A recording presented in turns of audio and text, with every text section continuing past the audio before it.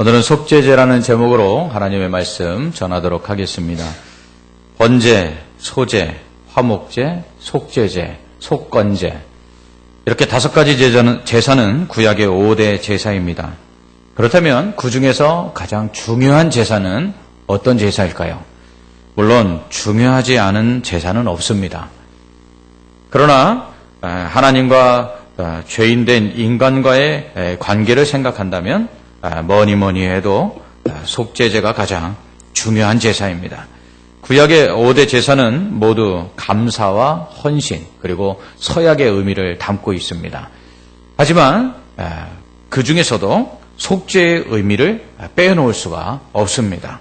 속죄가 빠진 제사는 하나님께서 받으실 수 없기 때문입니다. 왜냐하면 죄인은 거룩하신 하나님 앞에 나아가 예배를 드릴 수 없기 때문입니다. 이러한 속죄제는 예수 그리스도를 통한 죄사함과 구원 그리고 의롭다 하심, 영생의 의미가 무엇인지를 우리에게 분명히 가르쳐주고 있습니다. 그러므로 속죄제를 알지 못하고는 예수 그리스도의 십자가의 죽음과 그리고 칭의, 영생에 대해서 올바로 이해할 수가 없습니다. 그렇다면 이렇게 중요한 속죄제는 어떤 의미를 가지고 있을까요? 그리고 우리가 드리는 예배에는 어떤 속죄제의 요소와 의미가 담겨져 있는 것일까요? 먼저 속죄제는 여호와의 계명 중 하나라도 그릇 범하였을 때 드리는 제사입니다. 여기서 우리는 죄는 작은 것 하나라도 하나님께서 용납하지 않으신다라는 것을 알 수 있습니다. 그러므로 하나님께서는 큰 죄 또 작은 죄 가리지 아니하고 그 죄를 용납하지 않습니다. 여호와의 계명 중 작은 것 하나라도 그릇 범하였을 때 속죄제를 드리기 때문입니다. 그러므로 죄는 죄일 뿐입니다.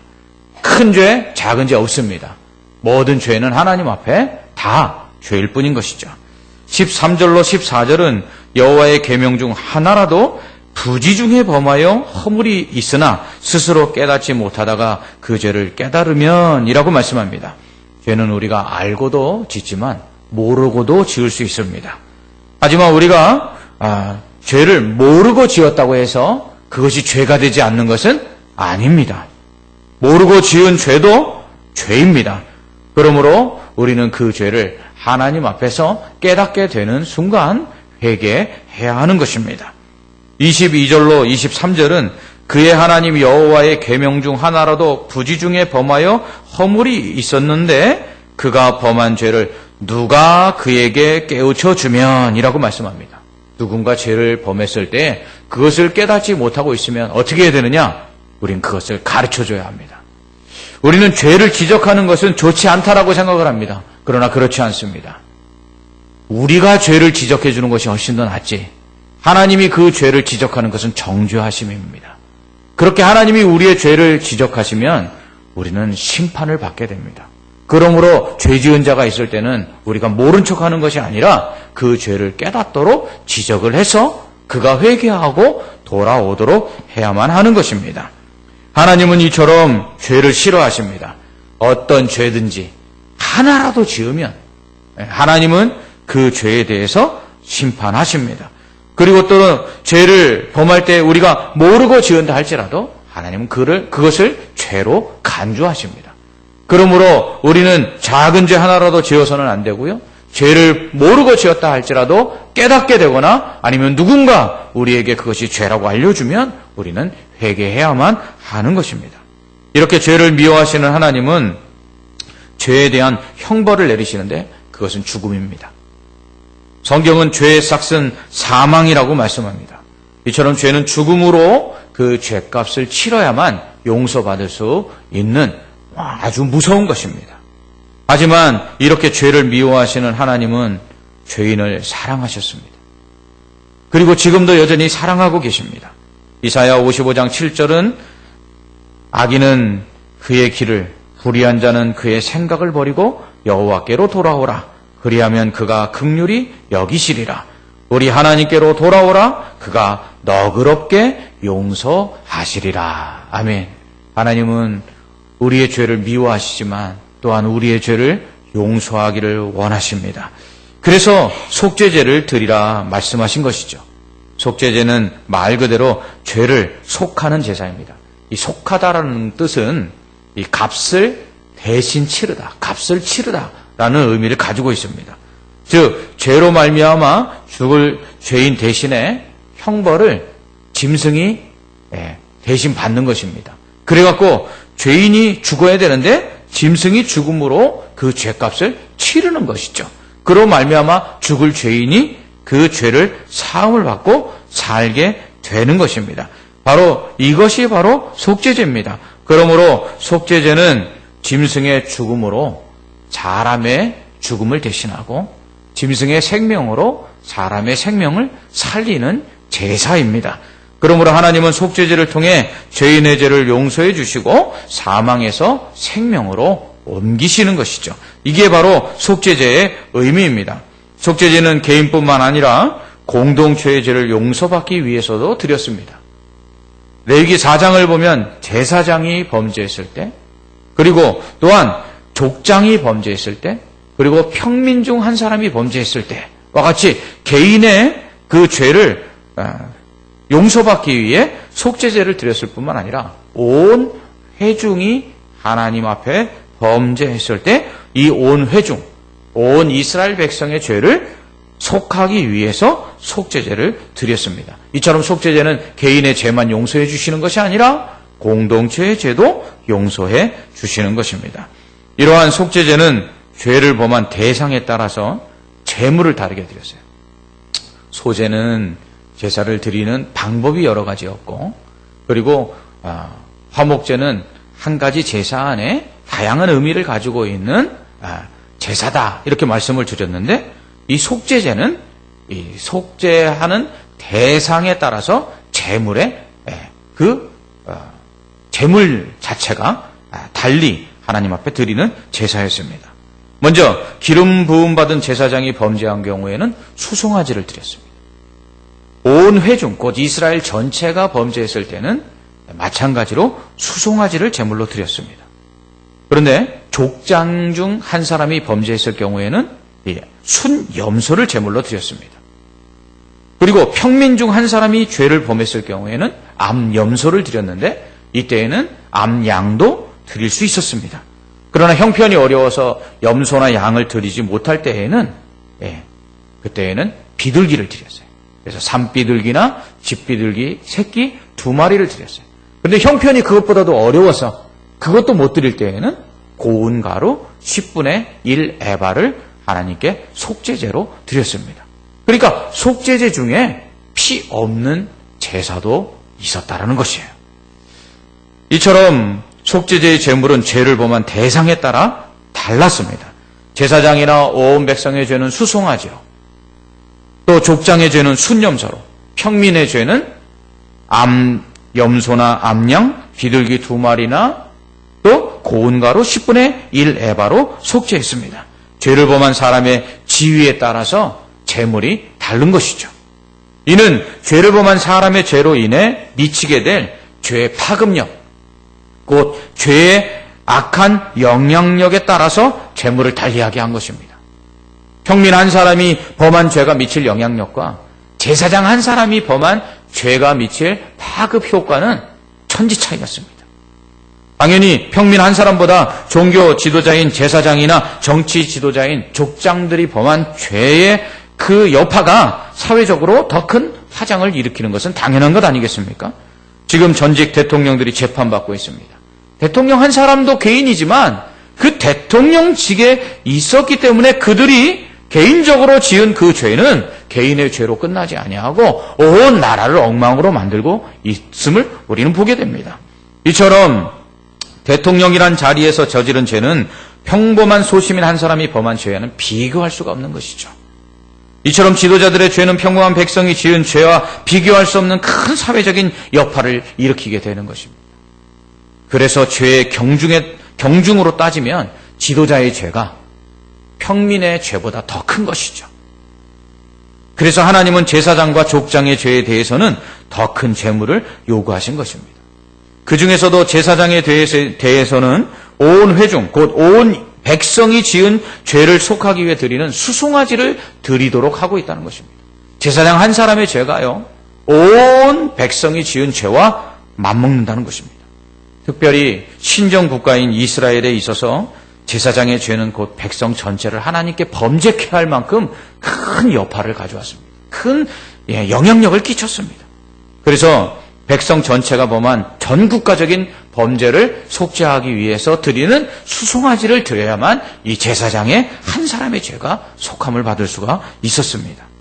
3절을 보면 만일 기름 부음을 받은 제사장이 범죄하여 백성의 허물이 되었으면 이라고 기록하고 있습니다. 제사장의 범죄가 백성의 허물이 된다는 것입니다. 그만큼 제사장의 죄로 인해 미칠 파급력은 엄청난 것입니다.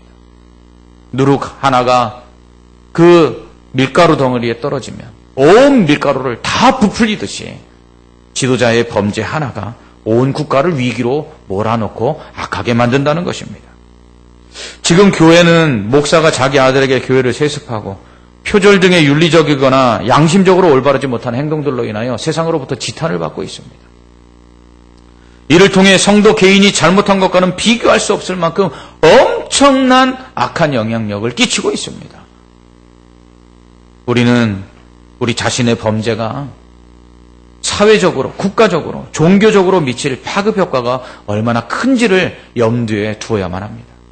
우리는 그저 우리가 하나님께 개인적으로 죄를 지었으니까 회개하고 용서받으면 되겠지라고 해서는 안 된다는 것입니다. 악은요, 오염을 시킵니다. 아담의 범죄가 간단하게 선악과를 따먹는 문제로 끝나지 않은 것을 우리는 알 수 있습니다. 그가 선악과를 따먹은 문제는 온 인류를 죄인을 만들었고요. 그로 말미암아 그 아들들은 형제가 형제를 죽이는 살인을 저지르고, 이처럼 죄는요, 우리를 그냥 단순히 무엇인가 하지 말아야 될 것을 했거나 해야 될 일을 하지 않은 것에서 끝나는 것이 아니라 우리의 죄는 이처럼 악한 영향력을 끼친다는 것입니다. 그러므로 우리는 더욱 책임감을 가지고 거룩하게 살아야 합니다. 죄의 유혹에 넘어가지 말아야 합니다. 이처럼 죄를 범한 대상에 따라 재물이 달랐을 뿐만 아니라 경제적, 재정적 형편에 따라 재물을 달리 드릴 수 있었습니다. 이는 어떤 형편에 있든지 죄를 사함받을 수 있도록 하나님께서 은혜를 베푸신 것이죠. 평민 중 가난하여 암염소를 드리지 못하는 자는 암양을 드리고, 또 그것도 드리지 못하는 자는 산비둘기나 쥐비둘기 새끼를 2마리 드렸습니다. 그것도 못하는 자는 고운 가루를 하나님께 속죄 제물로 드릴 수 있었습니다. 이것이 부자에게는 비싼 제물을 받으시고 가난한 자에게는 값싼 제물을 요구한 것이 아닙니다. 이는 자신의 형편이 어떠하든지 하나님께 죄를 용서받을 수 있는 기회를 하나님께서 주신다는 것을 보여주고 있는 것입니다.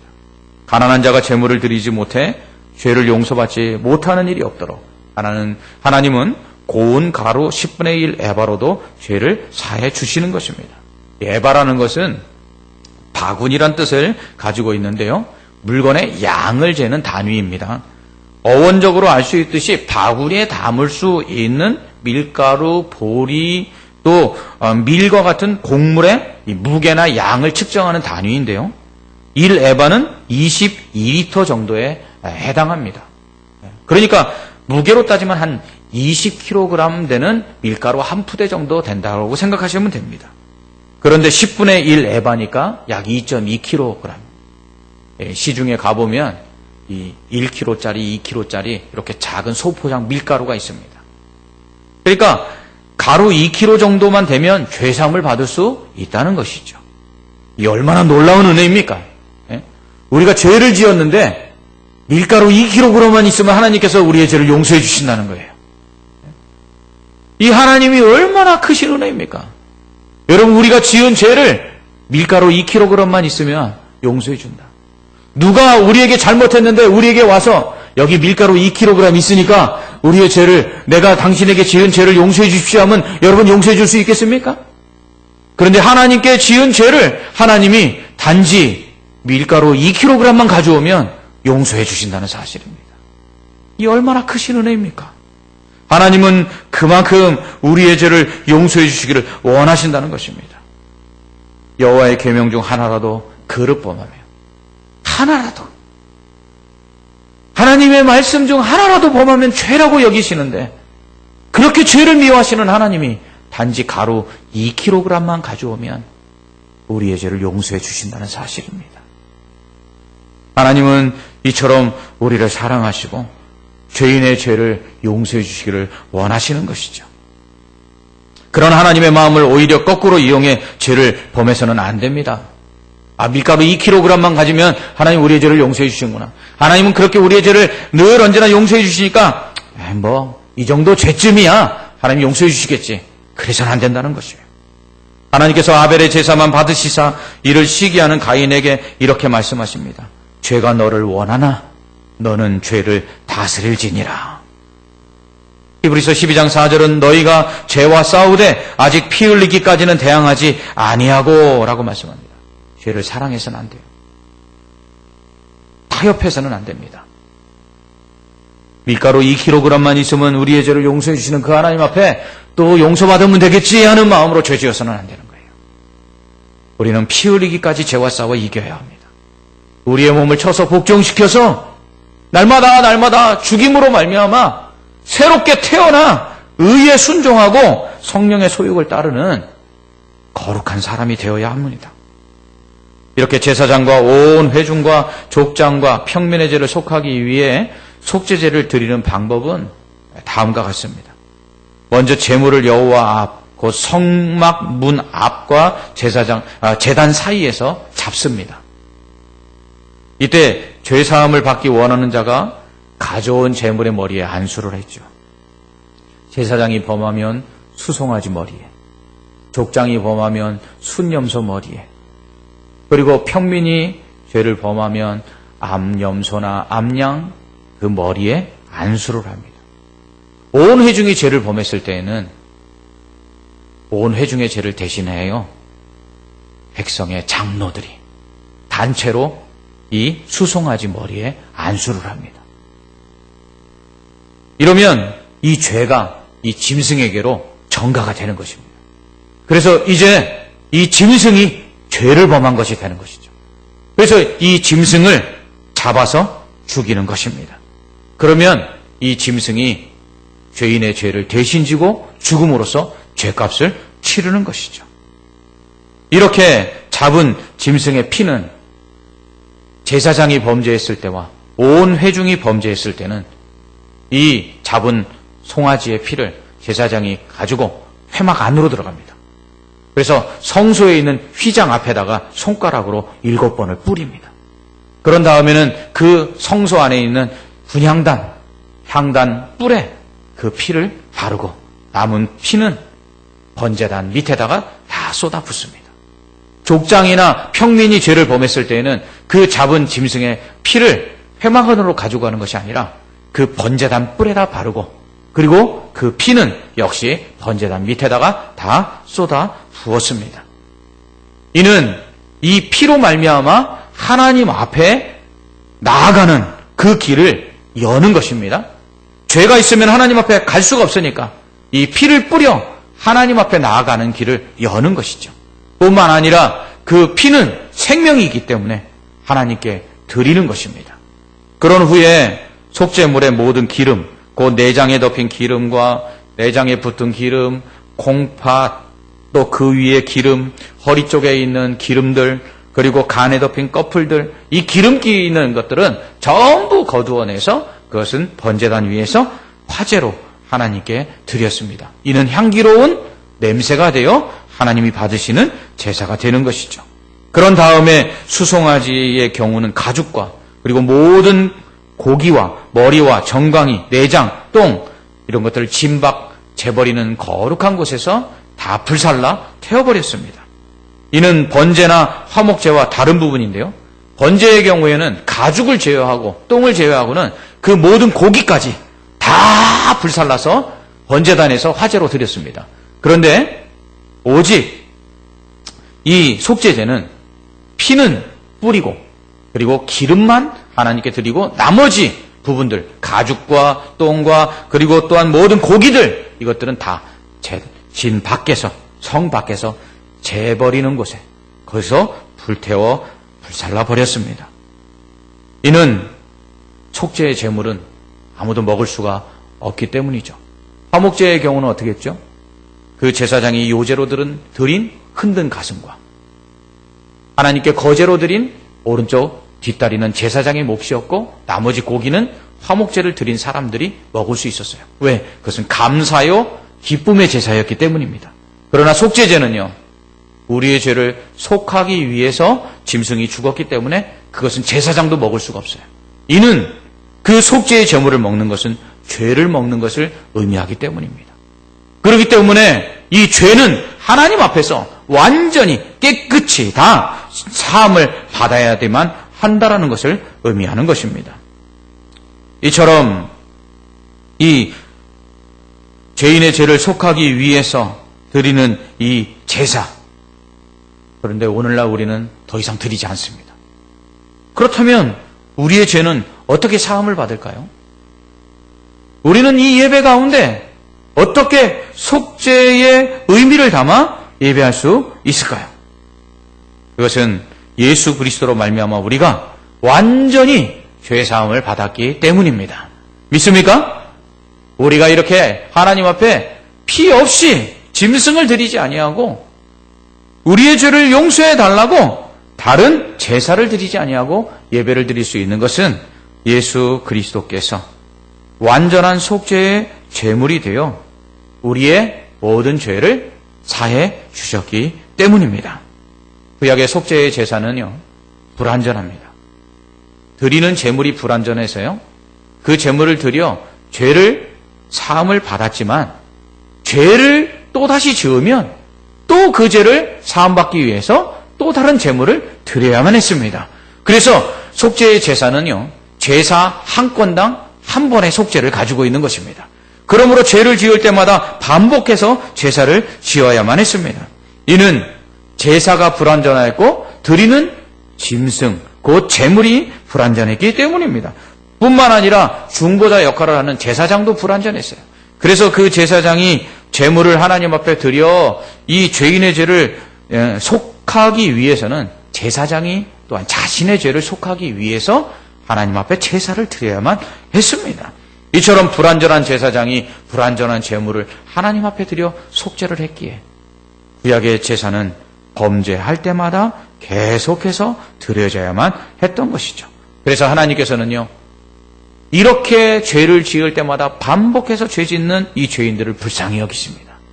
왜냐하면 이것은 끊이지 않고 계속될 것이기 때문입니다. 왜냐하면 죄에서 완전히 벗어날 수 있는 죄인은 없기 때문인 것이죠. 그래서 하나님은 완전한 속죄의 제물을 주십니다. 그분이 바로 예수님이에요. 그래서 예수님은 완전한 속죄의 제물이 되시기 위해서 흠 없는 인간으로 이 땅에 오십니다. 죄 없는 인간으로 이 땅에 오시죠. 그러기 위해서 남자와 여자 사이에서 태어나지 아니하시고 원죄를 피하사 성령과 또 동정녀 마리아를 통해서 잉태하심으로 육체는 가지고 있으나 죄는 없으신 하나님이신 동시에 완전한 사람으로 이 땅에 오셔서 그 생명을 죄인된 인간들 대신에 십자가에서 내어주심으로 말미암아 인간의 모든 죄를 담당하십니다. 그래서 그 죄는, 우리 인간의 죄는 예수님이 담당하셔서 죽으심으로 죄값을 치르시고, 예수님의 그 의로우심은 이 예수 그리스도의 십자가의 피로 죄사함을 받은 죄인들에게로 옮겨와서 예수 그리스도의 피로 깨끗함을 받은 이 사람은 바로 하나님 앞에서 의롭다함을 받게 되는 것입니다. 이것이 바로 예수 그리스도를 믿음으로 말미암아 우리에게 일어난 속죄의 놀라운 은혜입니다. 하나님은 오직 믿음으로 말미암아 우리의 죄를 사해 주십니다. 우리가 믿을 때에 하나님은 우리를 의롭다 하십니다. 짐승의 머리에 안수하여 그 죄인의 죄를 짐승에게로 전가시키듯 우리가 예수 그리스도를 믿을 때 우리의 죄는 예수 그리스도에게로 옮겨가는 것입니다. 그리고 그 짐승이 죽음으로 말미암아 죄인의 그 죄값을 치르듯 예수 그리스도께서 십자가에 죽으심으로 말미암아 죄인된 우리의 죄값을 치르셨기에 우리는 이제 더 이상 죄로 말미암아 죽지 아니하고 예수 그리스도로 말미암아 생명을 얻게 되는 것이죠. 이것이 바로 우리의 구원인 것입니다. 이렇게 구원을 받은 우리는 이제 더 이상 심판을 받지 아니하고 사망에 이르지 아니하며 영생에 이르러 저 천국에 들어가게 되는 것입니다. 그래서 요한복음 5장 24절은 내가 진실로 진실로 너희에게 이르노니 내 말을 듣고 또 나 보내신 이를 믿는 자는 영생을 얻었고 심판에 이르지 아니하나니 사망에서 생명으로 옮겼느니라. 아멘. 이렇게 말씀합니다. 또한 갈라디아서 2장 16절에서 바울은 사람이 의롭게 되는 것은 율법의 행위로 말미암은 것이 아니요 오직 예수 그리스도를 믿음으로 말미암은 줄 알므로 우리도 그리스도 예수를 믿나니 이는 우리가 율법의 행위로서가 아니고 그리스도를 믿음으로써 의롭다함을 얻으려 함이라. 율법의 행위로서는 의롭다함을 얻을 육체가 없느니라. 아멘. 이렇게 말씀합니다. 또한 에베소서 2장 8절로 9절에서는 너희는 그 은혜에 의하여 믿음으로 말미암아 구원을 받았으니 이것은 너희에게서 난 것이 아니요 하나님의 선물이라. 행위에서 난 것이 아니니 이는 누구든지 자랑하지 못하게 하려 함이라. 아멘. 이렇게 말씀합니다. 이처럼 우리가 죄사함을 받고 또 의롭다함을 얻고 그리고 천국에 들어가 영생을 누리는 것은 오직 믿음으로 말미암은 하나님의 은혜입니다. 하나님의 선물입니다. 우리가 죄사함을 받기 위해서 한 것이 무엇이 있습니까? 우리가 죄사함을 받기 위해서 어떠한 행위도 한 것이 없습니다. 왜냐하면 어떠한 행위도 우리의 죄를 사할 수 없기 때문이죠. 여러분, 살인한 사람이 사람을 살렸다고 살인죄가 없어집니까? 없어지지 않습니다. 죄는 오직 죄를 사면할 수 있는 권세를 가진 자가 죄가 없다고 해야만 용서받을 수 있는 것입니다. 내가 다른 사람에게 죄를 범했을 때 그 당사자가, 내가 죄를 범한 그 당사자가 용서했다고 내 죄가 사해집니까? 아닙니다. 살인죄를 저질렀는데 그 살인죄를 저질른 그 사람을 죽어가면서 내가 당신을 용서한다고 그 살인죄가 용서됩니까? 또 내가 죽인 사람의 가족들이, 유족들이 내 죄를 용서해 준다고 내 죄가 용서받습니까? 아닙니다. 오직 죄를 사할 수 있는 재판장, 그 재판장이 나의 죄를 무죄라고 선언할 때만 우리는 죄사함을 받을 수 있습니다. 그러므로 우리의 죄는 온 인류의 심판자 되신 하나님께서 무죄라고 선언하실 때만 우리는 죄사함을 받을 수가 있는 것입니다. 그래서 하나님은 죄인된 우리가 우리의 죄를 사하기 위하여 이 땅에 아무리 선한 일을 한다 할지라도 우리의 죄를 사함받을 수 없다고 말씀하십니다. 그러므로 행함으로 의롭다함을 얻을 수 있는 사람이 없는 것이죠.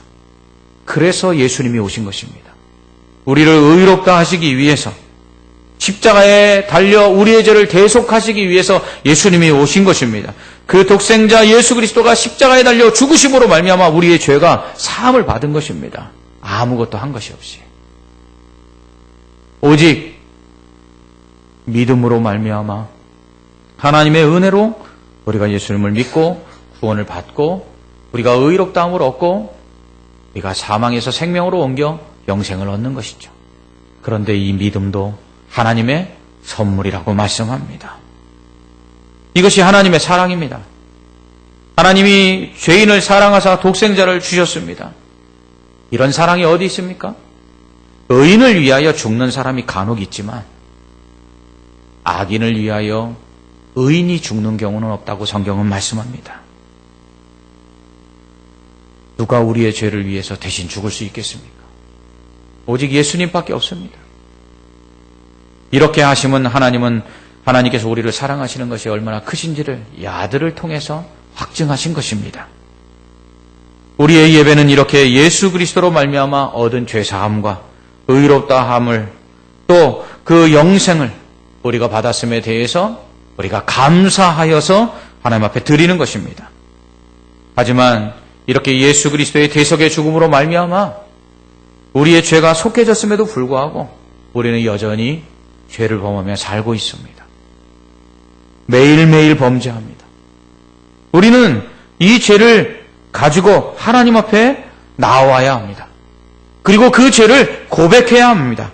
그러면 단지 우리가 우리의 죄를 자백하기만 하면 하나님께서는 우리의 죄를 또 용서해 주십니다. 만일 우리가 우리 죄를 자백하면 그는 미쁘시고 의로우사 우리 죄를 사하시며 우리를 모든 불의에서 깨끗하게 하실 것이요 라고 말씀합니다. 아들을 통해서, 그 아들을 십자가에 내어주심을 통해서 우리의 죄를 용서해 주신 하나님은 그 은혜를 받았음에도 불구하고, 그로 인해서 거룩해지고 그로 인해서 의롭다함을 얻었음에도 불구하고 여전히 몸을 씻은 후에 시궁창에 뒹구는 돼지처럼 우리가 날마다 스스로 죄를 범하는 가운데 있다 할지라도 우리를 용서해 주시기를 하나님은 원하십니다. 그래서 밀가루 2kg만 있어도 용서해 주실 수 있는 죄를, 아들을 죽이셔서 우리의 죄를 완전히 속해 주셨습니다. 그리고는 그 은혜를 기억지 못하고 여전히 죄 가운데 거하는 우리들을 용서해 주시기 원하셔서 우리가 하나님 앞에 나와 우리의 죄를 자백하기만 하면 하나님은 우리의 죄를 또 아무 조건도 달지 아니하시고 용서해 주십니다. 그래서 우리는 이 예배 시간마다 참회의 기도를 드리는 것입니다. 우리는 예수 그리스도를 믿음으로 말미암아 우리의 죄를 완전히 사해 주시고 의롭다 하신 하나님의 은혜에 감사하여 예배를 드려야 합니다. 이것이 예배를 드릴 수 있는 가장 궁극적인 이유입니다. 죄를 가지고 하나님 앞에 나올 수 있는 이유는 무엇입니까? 예수 그리스도의 그 피로 우리의 죄를 씻으시고 하나님 앞에 나아갈 수 있는 그 은혜의 길을 열어주셨기 때문입니다. 그럼에도 불구하고 우리는 이렇게 우리의 죄 때문에 주님 죽으셨는데 그 은혜를 알지 못하고 여전히 죄 가운데 거하고 있습니다. 이 죄를 우리는 다시금 용서받고 우리를 거룩하게 하시기 위하여 아들을 죽이신 그 하나님 앞에서 다시금 예수 그리스도의 십자가의 죽음이 헛되지 않도록 하기 위해서 거룩하게 살게 해달라고 우리는 이 예배 가운데 또한 하나님 앞에 결단해야 하는 것입니다. 거룩하신 하나님께서 거룩하신 예수님을 죽이심으로 우리를 거룩하게 하셨습니다. 이 은혜에 감사하여 예배하며 오늘 그 거룩하신 하나님 앞에서 우리를 위하여 죽으신 그 거룩하신 예수님의 죽으심이 헛되지 않도록 거룩하게 살기로 다짐하며 나아가는 거룩한 예배자들 되시기를 주님의 이름으로 축원합니다. 아멘. 기도하겠습니다. 하나님 아버지 감사합니다. 우리가 얼마나 큰 죄인인지요. 날마다 이것을 깨닫게 하시고 고백하게 하여 주시옵소서. 그럴 때마다 예수 그리스도의 보혈의 공로로 말미암아 우리의 죄가 값없이 사함받는 은혜를 체험케 하여 주시옵소서. 이 예배의 시간이 그런 시간 되기를 원합니다. 우리의 죄를 사해 주신 그 주님의 은혜를 깨닫는 시간 되게 하시고 감사하는 시간 되게 하여 주시옵소서. 그리고 우리가 다시금 그 주님의 그 십자가의 그 속죄의 은혜가 헛되지 않도록 거룩하게 살기를 다짐하고 거룩한 주의 백성 되기를 결단하며 나아갈 수 있는 시간 되게 하여 주시옵소서. 예수님 이름으로 기도합나이다. 아멘.